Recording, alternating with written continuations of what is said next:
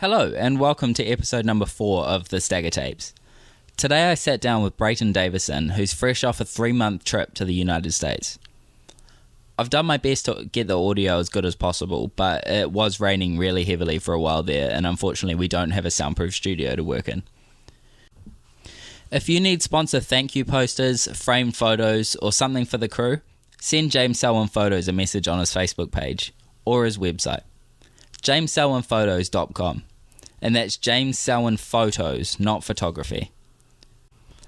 I'd also just like to give a big shout out to Cody from Lawless Physiques down in Christchurch.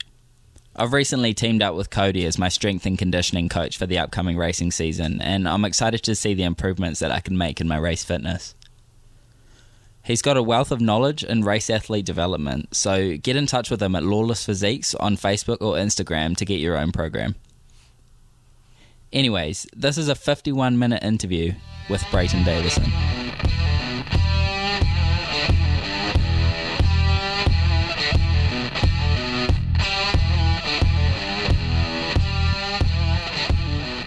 Alright, so we're back here with Breyton Davison. So, you've been home about 4 or 5 days from Yakima, Washington, or Yakima, as you've told me earlier today.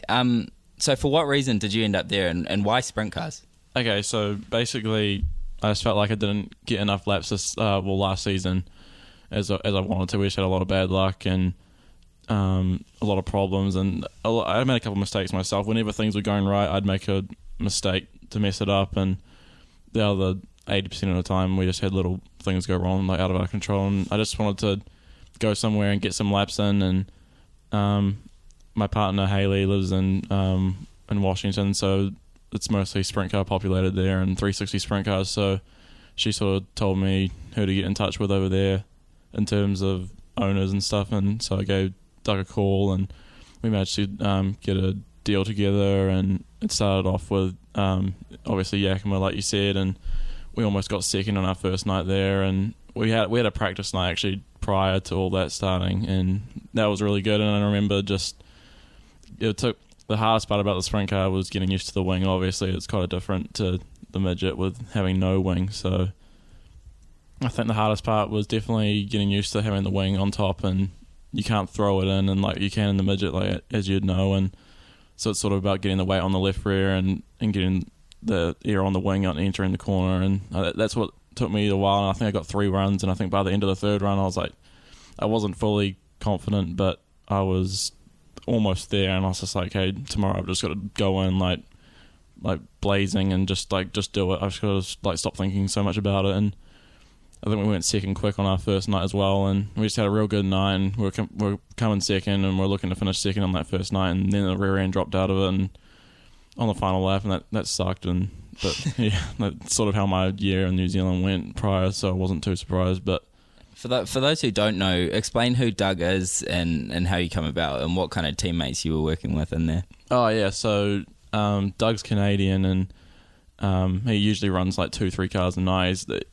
And he has a lot of good guys as well, like mostly guys from California in his cars, and he's had a lot of different guys in his cars like over the years. And he had mostly who I was working with was Tony Gualda and Justin Cox, and they were really good to me and like gave me lots of help, and they've been racing sprint cars for like 5 years and stuff, so they had a lot of good tips and stuff for me to help me get used to it as well. And so that was really good. And after Yakima, because I went there for 2 weeks originally, and then after Yakima I came back here for a bit longer, and then went back over for the 3 months that I was there, and mostly racing at Skagit Speedway and Grays Harbor, and that was really good. And I think we ended up getting like 10 races in total, and I think 5 of them were with the ASCS tour, which is a pretty big like 360 sprint car tour, and that was real cool and a massive experience. And it was hard to make the show. Like I didn't make the show at Dirt Cup at Skagit for like 2 of the 3 nights, so it was tough, and it's passing points as well, so you really got to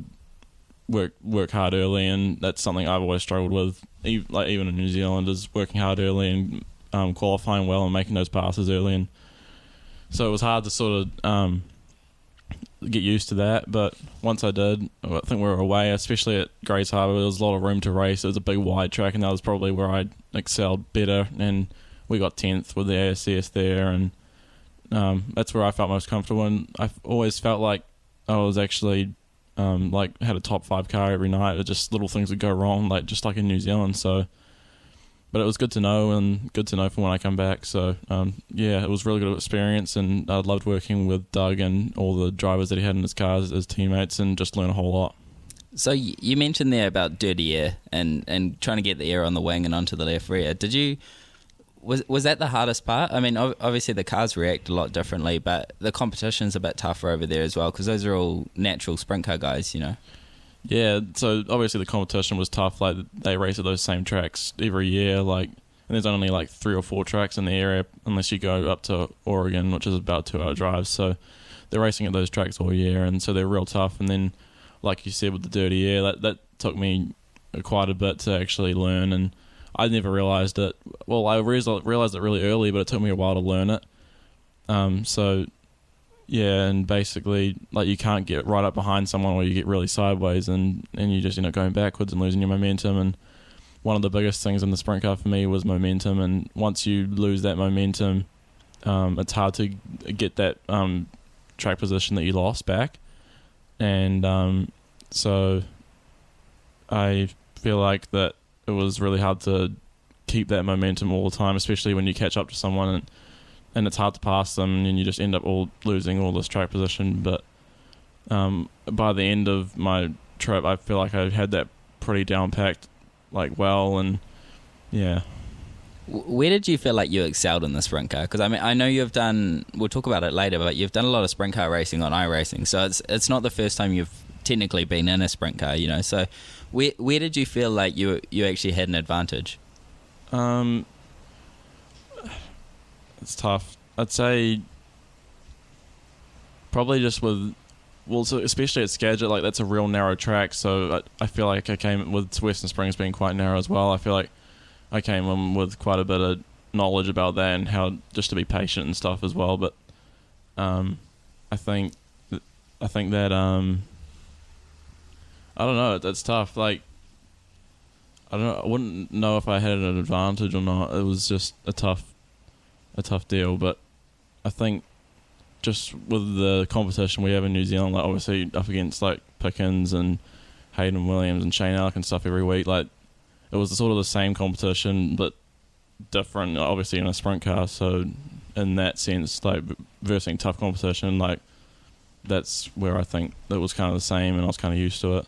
Did you feel like your midget habits were taking over at times? Like, you would forget about the dirty air or whatever like that, and you'd drive it in too hard or something like that? Yeah, I definitely did. I definitely found myself, like, throwing it into the corner, like, pretty much all the time. And that's one thing I think I definitely didn't learn the whole time. I think I got better at like, driving it in straight. And I remember one thing one of my teammates told me was to follow the right front, and that he only told me that in, like, the last, like, couple nights. And that's one thing that really got in my head. Like, that's sort of stuck in my head, and I'm going to remember for next time, because I was throwing it in like a midget for quite a lot of time, and that would ruin my entry up quite a bit. So, but yeah, just the dirty air was tough, especially when you catch, like, lap cars as well.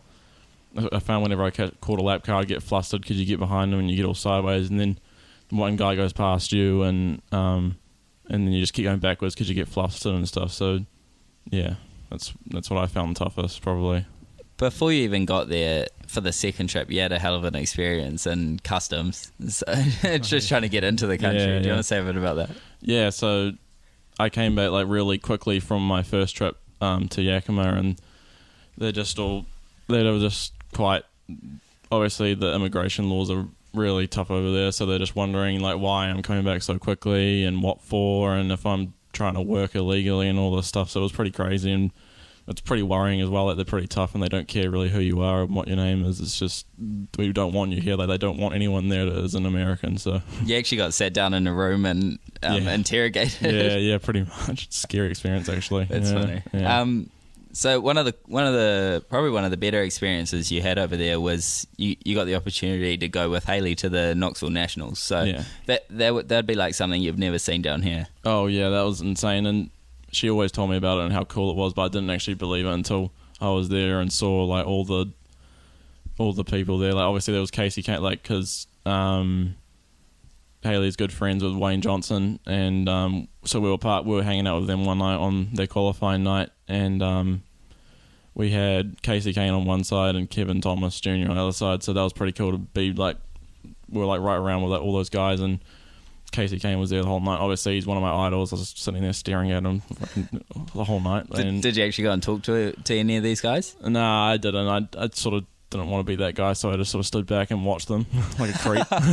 But yeah, it was pretty crazy, the professionalism though. Like Casey was just on his laptop with some guy the whole night, just obviously looking at like data and stuff of like shocks or something, I guess, and just seeing like there was Jeff Gordon was there one night because obviously Exalta was sponsoring David Gravel, so that was pretty insane as well. And then Tony Stewart was there. I didn't see him, but he was up in the towers and stuff. So it's pretty humbling being around those sort of people all week, and all the outlaws were there, and you're just seeing all those guys that you see on TV every week and on the laptop or whatever you're watching it on every week, and yeah, it was just pretty crazy, and it was a pretty humbling experience. That's real cool. What was the actual show like? Because I know they make quite a big deal about making the show big and grand. And were you on the infield? Were you stuck at one end, or did you get a chance to get outside of the track and actually have a look from there? No, we watched on the infield all week, just staying in the pits and stuff, which was kind of cool. But like it starts off on a Tuesday night or something, and every night it just progressively keeps getting more packed until the final night, and the whole place is just like sold. It was sold out or something. So, but it's not just like the racing, like you said, it's like the whole experience. Like there's like merchandise trailers just lined up all across the whole like main road in Knoxville, and all through the like as you're entering like the track and stuff. Like it's just merchandise trailers everywhere, and like the drivers signing autographs, and concession stands and food stands, and like all the stores like on the street are like all like what do you call it?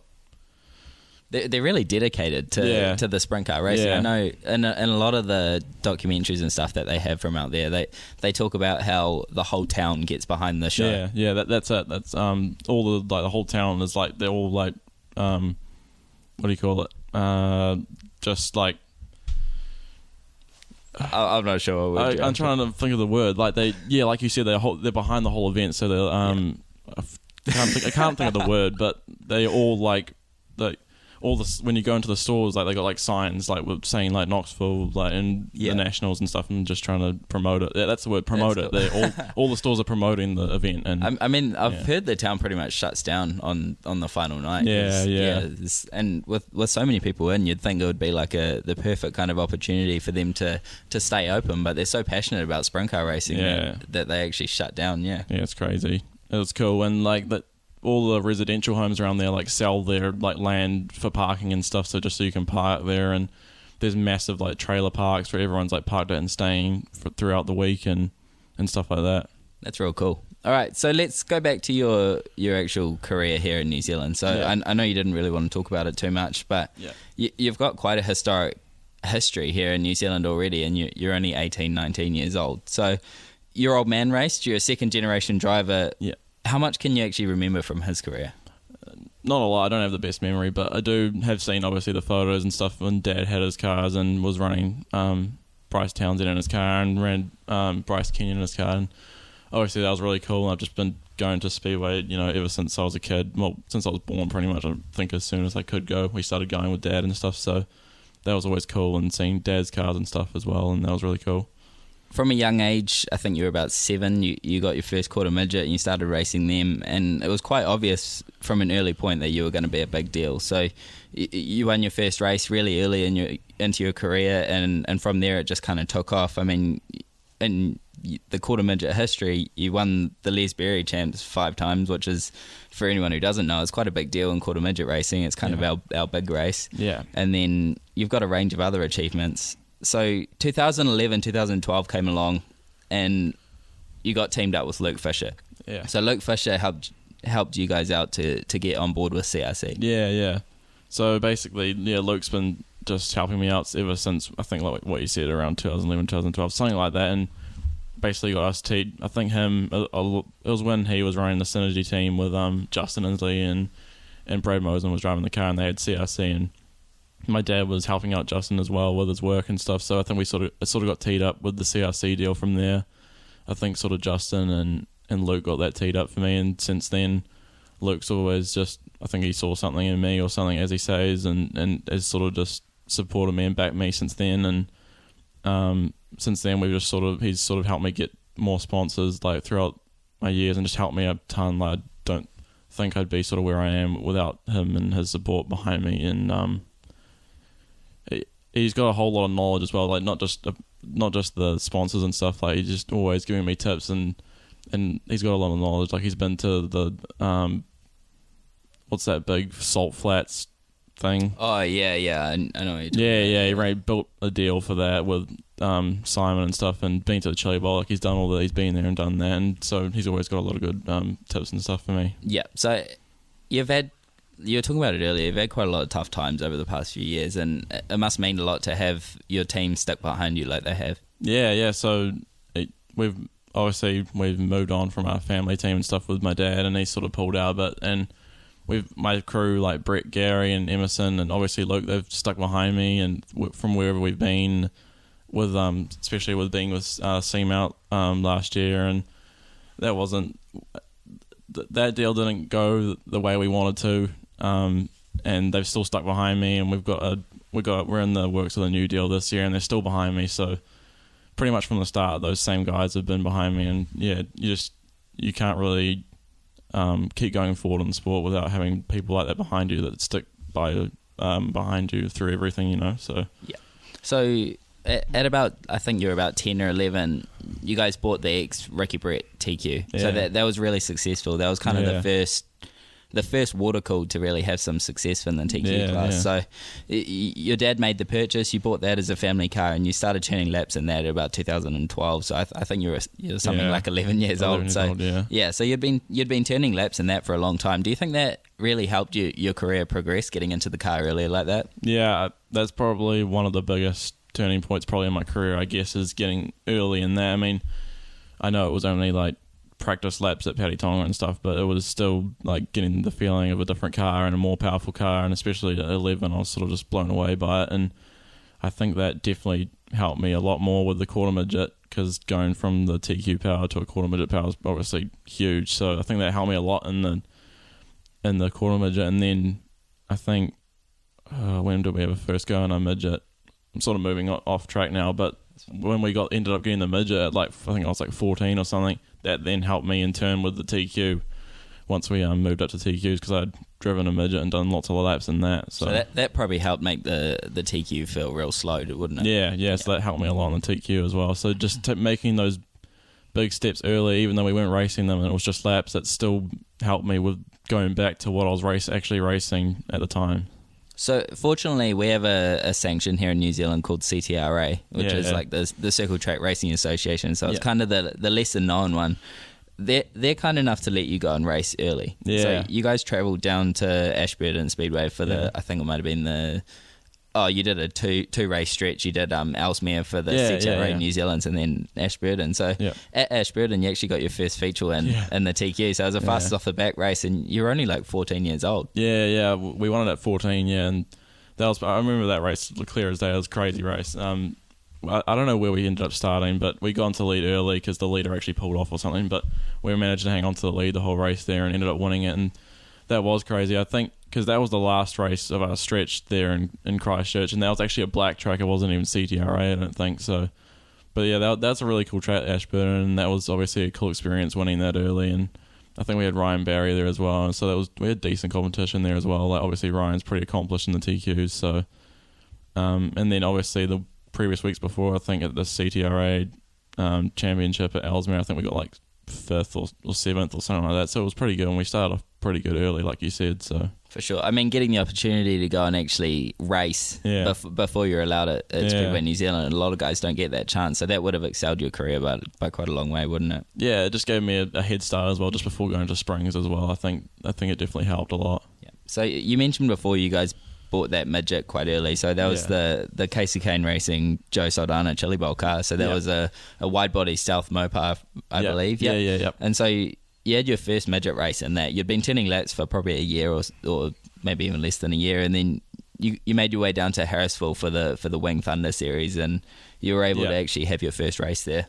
Yeah, so that was really good as well. I think Well, obviously it was pretty scary as well. Actually, I think I remember it actually being a pretty scary experience because I've always been just like worried about getting in the midget, and because it's always been my goal and stuff. So, and being 14 as well, and that's just a normal black truck as well. It's not even CTR or anything. So, but I think that went well as well. I think we ended up, God, it must have been fifth or sixth or something. So that was a really good weekend. It was obviously pretty crazy as well, just being in the midget for the first time. And like you said, it's obviously just really good having that, like, starting early and just getting it. I think the earlier the better, and the more laps you get, the better you get as well. So just getting those extra laps in just before getting to the springs was a big thing. I remember everyone actually, it wasn't so much your results that grabbed everyone's attention from Harrisville, but the fact that you were willing to just go and smash the top down at 14 years old or 15 in the midget. Yeah, that was a cool experience too. I don't even think there was any top there, but I was just trying. Yeah. All right. From there, you guys, I think you turned 15 and you were able to race at Western Springs. So you guys made the purchase of a Justin Inslee King chassis, and you kept the Mopar from that Casey Kane car in there ever since. So, but you referenced earlier before we started this that you actually had quite a bit of trouble with the Mopar over the years, and you've actually found it's been quite tired in there. Yeah. So it hasn't really had a proper rebuild since we actually got it given to us. We've been getting them, like the rockers and stuff replaced and springs replaced like every season, but we've just recently got it opened up and there's a whole bunch of worn out stuff in it from always the past like 3-4 seasons. So that's getting all freshened up for this season. So it's going to be a completely fresh motor. So, but like you said, we just started in that season. I forgot what season it was, but I was 15 and running the TQ and the midget at the same time in the King chassis. And I found in that season there, obviously going from the midget to the TQ helped us a lot. I think in my first race gridding up, we actually ended up winning it as well. So that was pretty cool. So obviously racing the midget, we ran double duty like every night, and it helped me in the TQ going from the midget to the TQ. But I think going from the TQ to the midget actually didn't help at all. Like, and trying to learn the midget as well as trying to excel in the TQ just didn't help with the midget at all. So I think, I found when I did it, it took me probably 2 or 3 laps just to get back used to everything. Yeah. I think the midget actually ended up blowing up that season anyway, like really early. So we only got a couple meetings in it, and then it blew up, and we didn't have the funding to rebuild it in time. So we ran the TQ the rest of the season, and I think we had a really good season there anyway. So so that first season, the New Zealand TQ title was at Western Springs. So I know you guys had a bit of trouble with, I think it was the computer in the ECU or something, and the car would load up off the restarts, and so you had a tough time through the heat races, and you couldn't get going. You started probably back in 10th or 12th, and then this is, I mean, we talk about the time that you grabbed everyone's attention, but it seems to come up every 5 minutes. We keep talking about it. So you started 10th, and really everyone was just running the bottom. It was the classic black slick Western Springs title, and then there's Breyton Davison ripping the middle. Yeah. Well, that was crazy. Dad's always had his special slick setup, as he calls it, and he had it on that night, I guess, and like you said, it was a slick track all around the bottom, and I don't know, I just somehow found something through the middle, and it just worked, and we just kept going up and up and up, and I think obviously you were running like second or something, and I could sort of see you top guys, like as the yellows kept coming out at the perfect times when I sort of needed the yellows, and I can't remember what actually ended up happening at the end. Oh, I blew up on the, I blew up on the final lap. I blew up on the final lap, but that was just a real cool race. That was probably one of my favourite races I've probably had in my career, to be honest. Like, that was just a real cool race, coming from 10th and obviously just running the middle somehow. And it was just a fun experience, and a good way to finish off, which was probably my first season of TQs. Yeah. So your first season in TQs, you had that first night where you had to start off the back and everything, and then as you move forward, you had that second night out, and you actually won that feature. And so I think that me and Hayden were talking about it last time. We were trying to work out if it was him or you who's the youngest TQ feature winner at Western Springs. I have no idea. I can't remember what mine exactly is. I'm not, out of me and him, I have no idea. I'd have to check, but I have no idea. Was that surprising, going out and winning so early in your career? Well, just with like we've been talking about earlier, like just with all the laps that I'd been doing earlier, like just by myself, and obviously went down to Christchurch and did those races at Ellesmere and Ashburn, and so that definitely helped. I definitely don't think without those laps that I did earlier in my career, that even whether it be by myself or going to Christchurch and getting those couple meetings in, I don't think I would have been able to do that without those meetings. So I think it was just so beneficial to be doing that early, and I like recommend anyone else like doing that as well. Obviously, it helps a lot, and obviously it was pretty surreal being able to win in my first night growing up and stuff as well. So yeah. Something which I respect a lot about you is you developed from a fairly cocky young kid into a really humble bloke, you know. When I was asking a bit about your past results a couple of days ago, just so I could get an idea of what I needed to include in here, you didn't really want to focus on that. You wanted to focus on what's coming and what your future's looking like. So I reckon this is something that I reckon's lost in a lot of the speedway community. So everyone spends all their time on social media blowing smoke up their own ass, basically, just telling everyone how good they are. But the guys who are real successful let the racing do the talking. Yeah, exactly. And sort of like you said, like I sort of want to not forget, but I want to what's in the past. I want to leave in the past. You know, like the quarter midget with winning all those races, like. People would tell me I'm the next big thing and all this, and it doesn't matter now. Like, it's a different car. Like, the midget's a different car, and it doesn't matter what I did in the TQ. It doesn't matter what I did in the quarter midget anymore. Like, I want to focus on the midget. I want to focus on, you know, consistent top fives, top threes. Like, I want to end up beating Pickens. You know, that's all we all want to do. Like, Pickens is the benchmark, and that's what I want to beat. And I want to stop, like, saying, like, what keeps playing over my head is that people keep calling me the next big thing, and I'd never raced in anything except for quarter midget, you know, so it was sort of hard it was like a lot of pressure as well, and I sort of think it's kind of being forgotten now. I think that's now when I can start really just showing my potential, and I don't have that pressure and weight on my shoulders. Do you feel, or did you feel the physicality and everything lift as you stepped through the grades? So you step from quarter midgets into TQs, and you start racing against grown men, you know, and then you move up into the midgets, and I mean they really don't give a shit. Nah, yeah. So I think it was in when was it?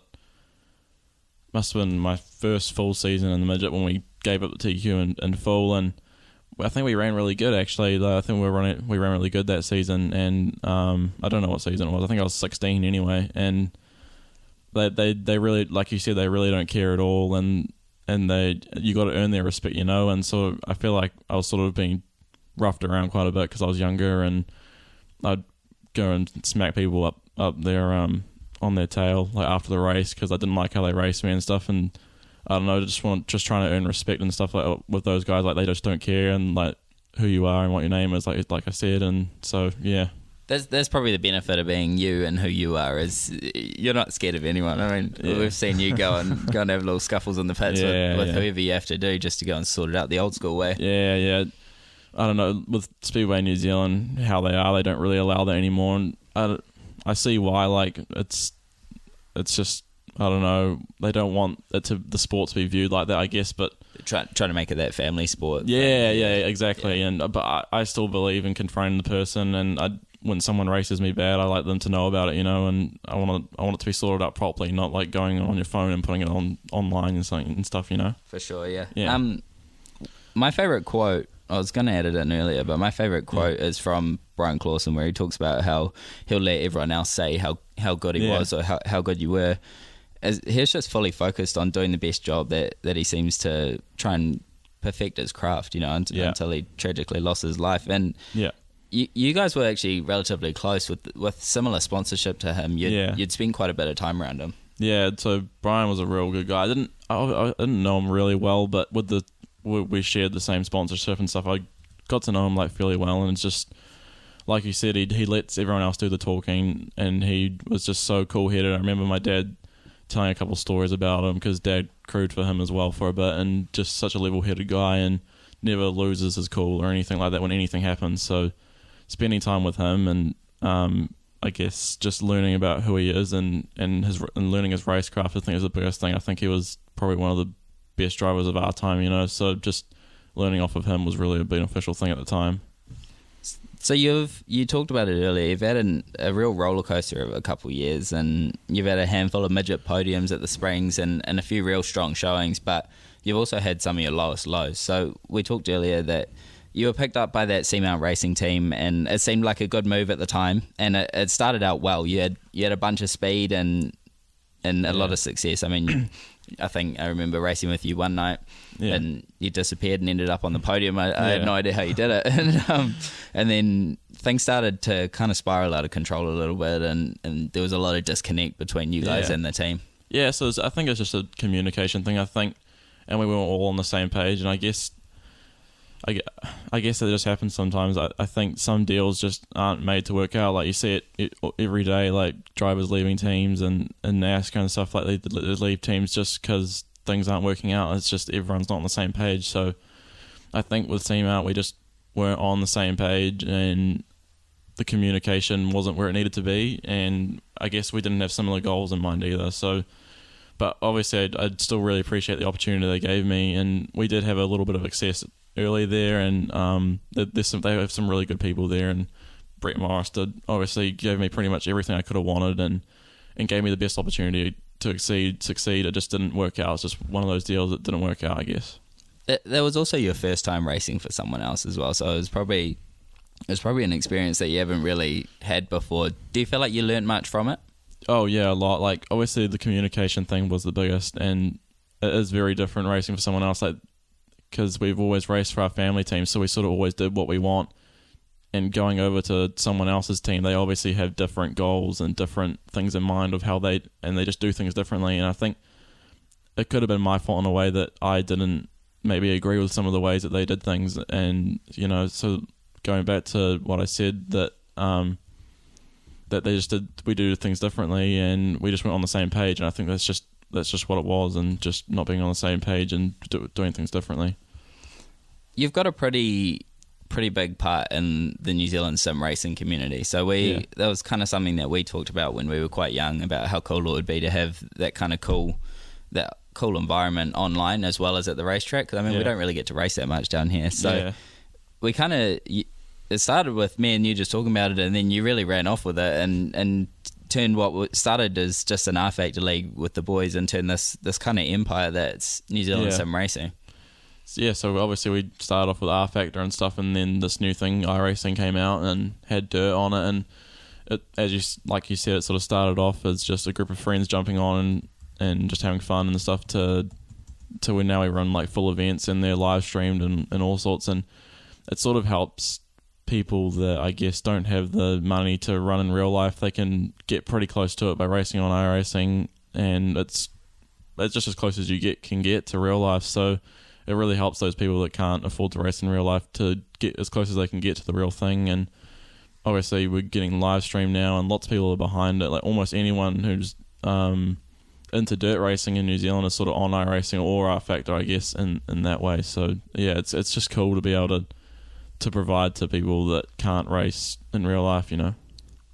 What does iRacing provide for you? Because obviously you're someone like me who's raced our whole lives, so it's we're not so much using it to try and get experience. What do you use it for? Well, I guess just it keeps your mind in the game, I guess, like with like racecraft, and like we're always like throwing like bomb sliders and stuff, so like it's I mostly use it for fun now, just like to throw sliders and just go on with mates and stuff, but it really does keep your mind in the game and help you out with racecraft. Like I think probably for me, what made me realise like how big it is with racecraft is probably Brett Morris Jr. when he got an F2, and Brett had like never raced anything before in his life except iRacing, and like he jumped in an F2 and was pretty much successful within his first couple of meetings racing, you know. So that's when I probably really saw the benefits of iRacing come to real life, come to life, you know. I think you talked about it there, how cool it is that you can actually stay on and talk with your mates and everything and have a good time. So I know a few times when we've been rained out at the Springs, everyone's running around the pitch trying to organise a race meeting on iRacing for after the night. Yeah, it's good fun. So you've had two quite big wrecks.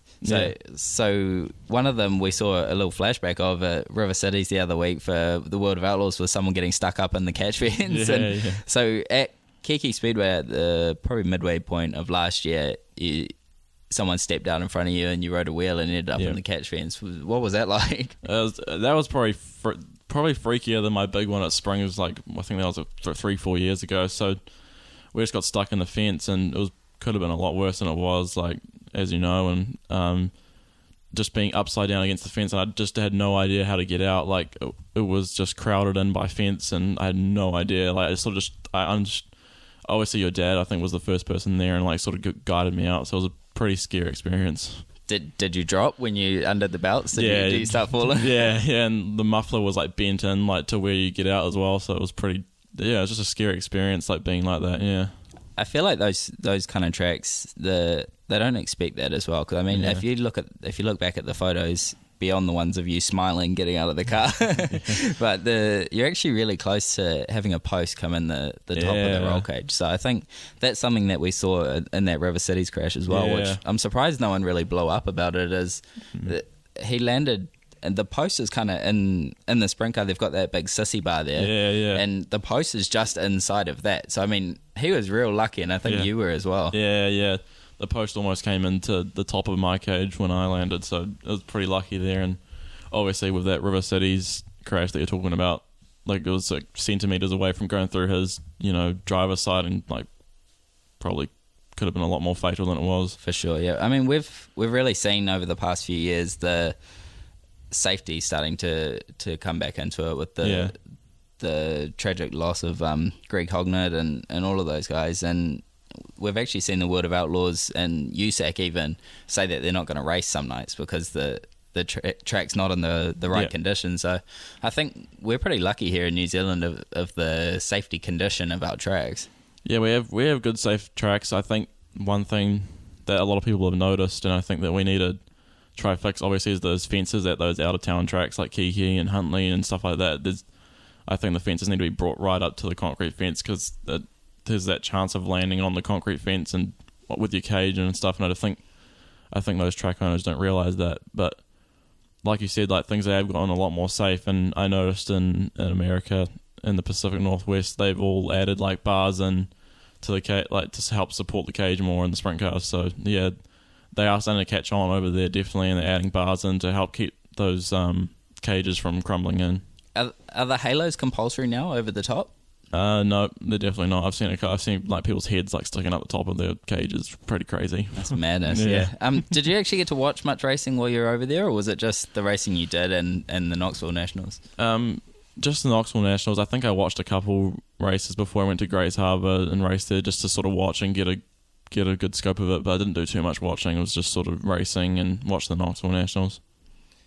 You've got a lot of exciting news for this year, which unfortunately you can't share yet, but everyone should keep track of. But they should know that he's still here. He's coming. We're pretty close to being able to release it, and I'm really excited about it. We've been slowly like putting it together piece by piece, and it's almost ready to release. And I wish I could say something, but we just got to release it like properly and professionally. So, but yeah, just to definitely be looking out for it. It's coming, and just looking for a big season. Yeah.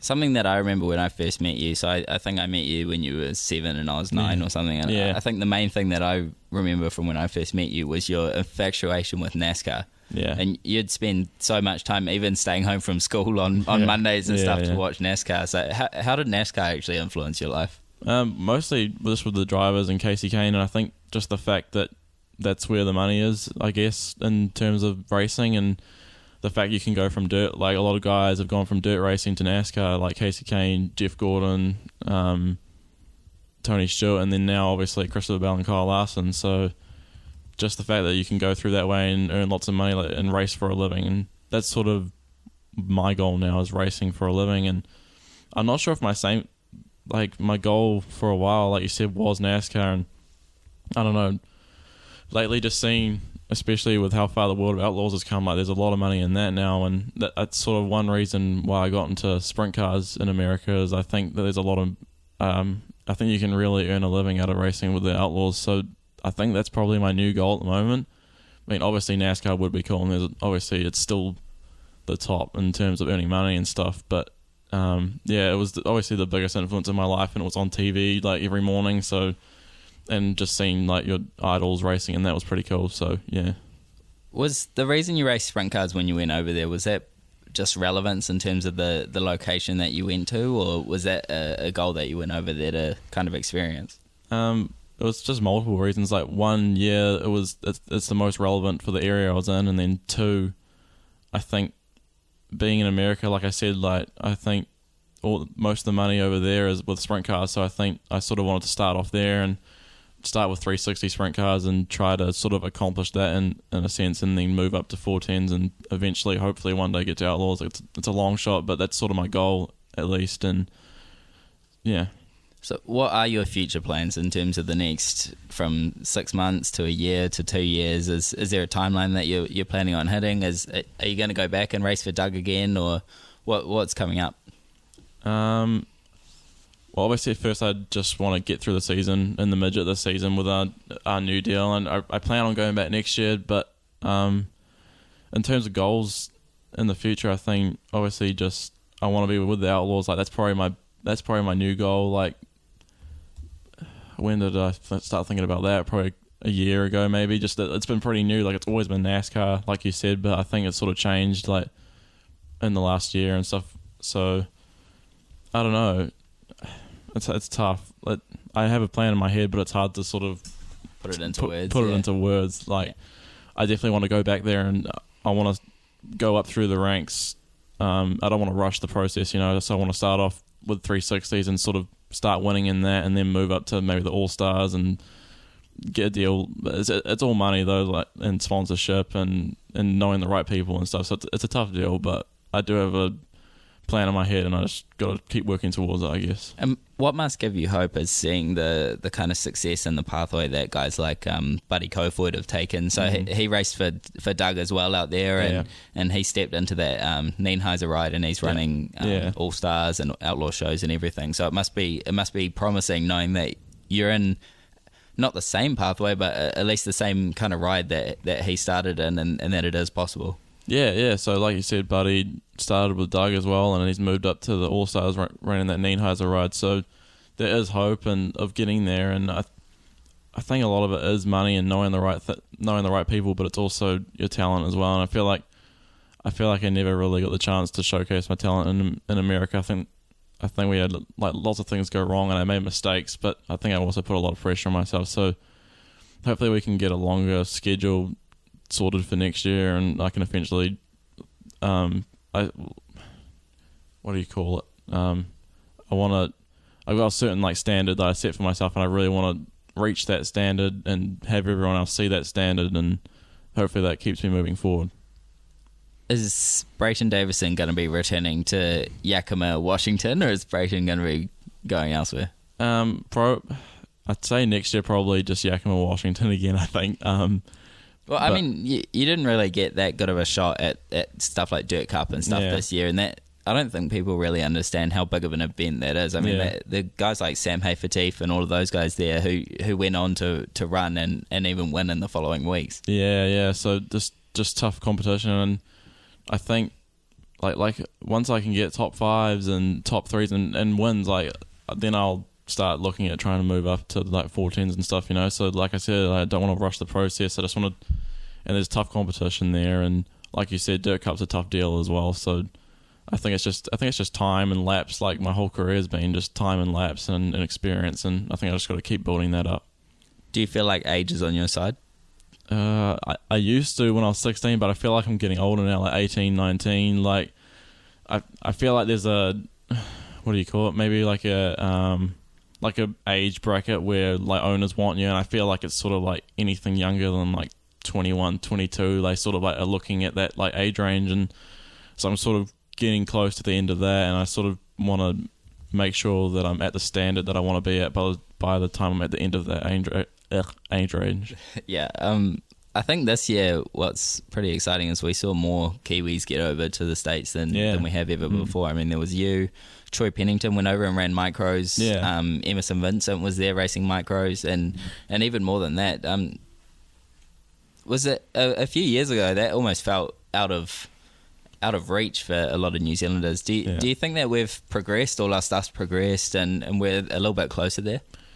Yeah, I think we've definitely progressed, and I think we've just got like a lot of young talent that needs to be showcased. Like obviously with Emerson, like he's doing big things in quarter midgets and going over and racing the micros and stuff, and so was Troy, and I think that's a big thing. And I think we were talking about it earlier, just in New Zealand, I think we need, like, owners need to be taking chances on younger guys as well. Like I feel like there's guys that haven't been given a good shot like they should have. Like Ryan Barry, like we raced with him since quarter midgets, and he's sort of still like stuck in TQs, and he's one guy I really think should be given a shot in something bigger like a midget or something. So I think we have progressed like you said, but I also think that there's still a lot more people that deserve chances overseas, and they need to be given those chances.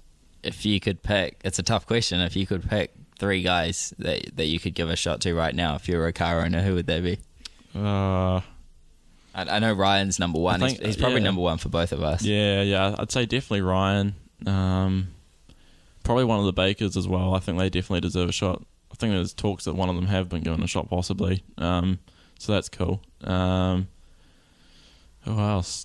Third one. Who would you pick then? I don't know. It is a really tough question. I mean, you've got to think of guys who actually have the whole package, and I think the biggest thing about the Bakers that I like is that they can finish the job.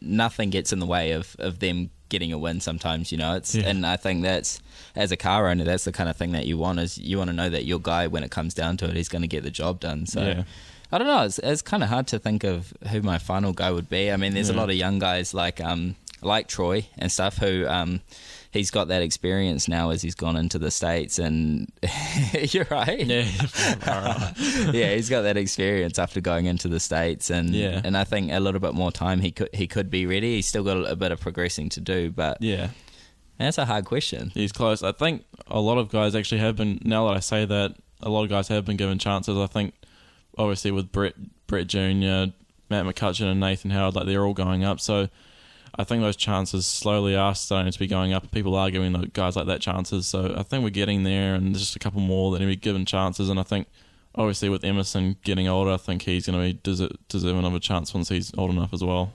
I think probably maybe 5-6 years ago, the midget numbers at the Springs, they were struggling to get enough to complete a whole feature grid. And now I think this year we're looking upwards of, including the guys who travel, like Dwayne Hickman and all of those guys, we're looking at upwards of 35, 40 cars, which is, I mean, that's real exciting for me. I'm not sure if you feel the same way, but I don't know. I feel like a lot of guys were rushed to get to midgets, and I don't know. I feel like it's tough.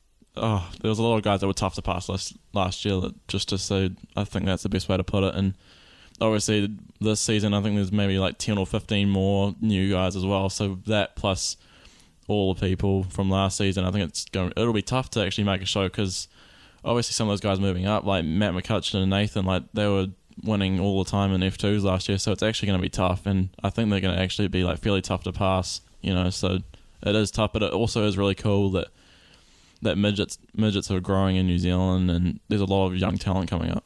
I know we were sitting down at BSL probably about a month ago, and we were discussing how many cars are going to be here for the internationals and how many guys are looking at coming down from the States. And it's the internationals is looking even bigger than last year. And I mean, last year was tough enough. I remember you and me on Boxing Day looking at the B main grid, and I mean, we thought we might be starting like 10th and 11th, and then we look at the B main grid and starting like 18th and 20th after a bad night. So it's, I mean, you really have to put the whole night together every time you're on the track. Yeah, you can't make mistakes, and it's going to be even bigger than ever this year with the amount of cars we've got this year, like you said. So it's just about eliminating mistakes, and somehow I feel like Pickens made a lot of those mistakes last season that we saw, and he'd make mistakes in those heats, and it would cost him feature wins. And for guys like us who obviously don't have the experience that Pickens does, like we can't afford to make those mistakes early on, or it's going to be tough to actually make the A. And if you do, you're starting at the back, and you've got to pass all those guys in the feature. So I think it's about consistency and eliminating those mistakes.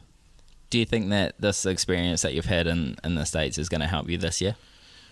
Well, that sort of was another one of my reasons for going to the States was to, obviously we've seen, I think, what Pickens racing the sprint car did for him in the midget. I feel like that's just made him, well, I mean, you'd know as well from going from the midget to the TQ, it sort of made it feel like slow motion. I can only imagine that going from that 14 sprint car to the midget must be making the midget slow motion as well. So I hope that going from the sprint car to the midget makes the midget feel a lot slower and helps me out with racing the midget as well. And that's sort of the plan, that this has made me a lot better driver. And Yeah, honestly, I'm just really looking for a big season. Like, we've had a lot of bad seasons. Not a lot of bad seasons. We had a good season 2 seasons ago, but the one just going, we had a really bad one, and I just want to make up for that, and I want to have a big season. Like, I just want to have a breakout season, but obviously it's easier said than done. It's a lot of hard work, but I think that's definitely the goal. How do you manage your kind of mental well-being through all of that? Because, I mean, those who have raced know how hard it is. I mean, you have 2 bad weeks and it feels like you're at the bottom of the world. So how do you come back from a bad season or multiple, like you've said? I think it's just about refreshing, and I've struggled with it a lot. I think I don't forget, and I beat myself up quite a bit, and I think with going to America, I think it's definitely refreshed me a lot, and I wasn't around everyone that I'm used to seeing, so there was like no pressure there. So I feel like I'm coming back, and maybe there might be more pressure to perform, but I feel like I'm refreshed, and well, not refreshed because I've been racing, but I just haven't seen these people and I haven't been racing with them, so I think I'm just ready to restart and just forget the last season and just restart. And I think another big thing that's I think hindered me quite a lot as well is obviously the crashes, like you said earlier, and how they can really affect your confidence and stuff. And I really feel like since my first big crash a few seasons ago, it plays on my confidence for so long, and then I think when I get it back, something else happens, and then it gets knocked back down again. And so it got knocked back down again at Kiki last season, and I think I sort of have got it back now from being in the States and stuff. So I'm more ready than I've ever been, I think, this season. I feel like you went through quite a tough time with your parents and some other relationships around that with friends and girlfriends and stuff. So I feel like everything's just more solid for you this year. I feel like you've got a lot of things in place and you're starting the year in a clear spot. Yeah, like I've gotten rid of a lot of friendships and relationships and like all the bad things, and I've got a new good deal together, and I think that's going to be helping me as well. And like you said, like just all those bad things I feel like are gone now, and I think if there's a time to perform, it's this season, and I think this is going to be my best chance. Well, that's all I've got. I'm glad you did this. I feel like everyone's kind of seen a new side to you. Welcome back to the rain and the crappy weather in New Zealand. And I know I've been speaking to a lot of people. Everyone's glad to have you back this year, and they're excited to see what you can do. Yeah, cool. Thanks so much, and just really pumped about what you're doing here. And obviously we were talking about it earlier before you kind of started it, and it's just a real cool idea, and thank you for having me on. Cool. Thanks, bro. All right. Well, I think we all saw a different side to Breyton than what we all know. And it was interesting to hear him discussing the pressures that he felt as that kid in the limelight growing up and how excited and focused he is on what's coming his way this season. Next week, we have an exciting interview booked in with the current and 3-time New Zealand mini sprint champion, Christian Hermansen. Until next time, tell your friends, tell your family, this has been another episode of the Stagger Tapes.